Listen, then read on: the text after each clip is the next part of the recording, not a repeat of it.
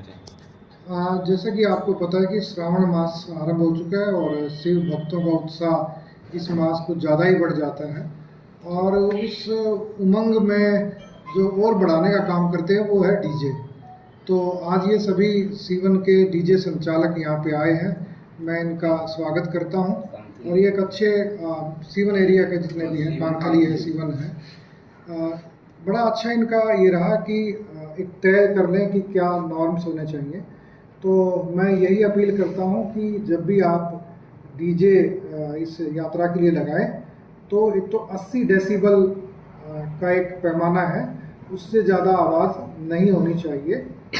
दूसरा कि जब हम जैसे किसी गाड़ी पे उस कावड़ के लिए कोई प्रबंध करते हैं तो उसकी चौड़ाई ज़्यादा ना हो, वो जैसे एक वाहन की चौड़ाई स्वीकृत है उससे फालतू ना हो। और यूँ तो बस या ट्रक की ऊंचाई बहुत ज़्यादा होती है, वो सामान्य हाईवेज़ पे और रोड्स पे चलने के लिए होते हैं, लेकिन जो कावड़ यात्रा है वो मंदिर में यानी गांव की शहर की गलियों में भी जाती है। तो आप देखें कि जो गलियों में तार होते हैं उनकी जो ऊंचाई है वो लगभग 10 फीट होती है।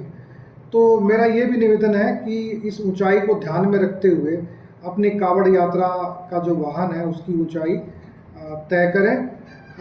ऊंचाई तय करने के बाद भी ऐसा प्रबंध करें कि ऊपर ना बैठ पाए, जो श्रद्धालु हैं वो ऊपर ना बैठ पाए, या कोई ध्वज है, पताका है, वो उस पर आप कोई धातु की कोई चीज़ ना रखें।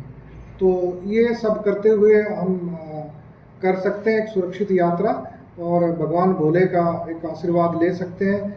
मेरा ये भी निवेदन है कि किसी भी वैसे तो भक्ति भाव है, पर मेरी कोई चीज़ इतनी लंबी होगी, इतनी चौड़ी होगी, मैंने ये कर लिया, तो मैं समझता हूँ, मेरी व्यक्तिगत राय है ये, कि वो भी भोले की जो कृपा है उसके अनुरूप नहीं है। उसका आशीर्वाद जो बिना अहंकारी लोग हैं उनको ज़्यादा मिलता है।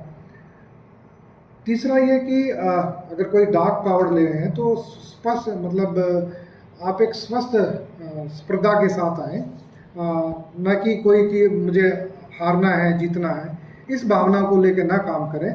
इस भावना को लेकर काम करें कि ईश्वर की कृपा से वो कितनी जल्दी पहुंच पाया है।